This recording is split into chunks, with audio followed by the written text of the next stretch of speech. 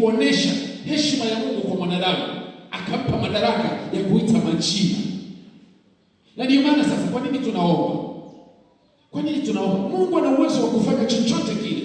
Na uwe na uhakika kama Mungu angelikuwa ndiye mtawala katika dunia hii, yasingelikuwepo magonjwa, yasingelikuwepo ajali, zisingelikuwepo vitu vyovyote vile.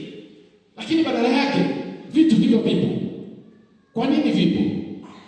Kwani Mungu hana uwezo wa kuviondoa? Anavyo. Hawezi kuingilia katika dunia ambayo amekwisha kuwapa wanadamu. Alisema nimewapa wanadamu hiyo. Kwa hiyo ili Mungu aje kuhusika pamoja na nguvu yake, tunasoma kwamba Mungu ni mwenye nguvu, mtakeni Bwana na nguvu zake. Lazima tumtake.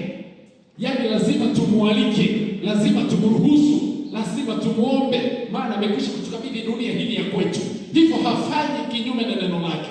Akisha tukabidhi, ametukabidhi. Kwa hiyo ili tuende kutafuta nguvu zake, lazima tuende kumualika. Baba, karibu mezani. Karibu chakula. Hivi kwa nini mama unaenda kumwalika baba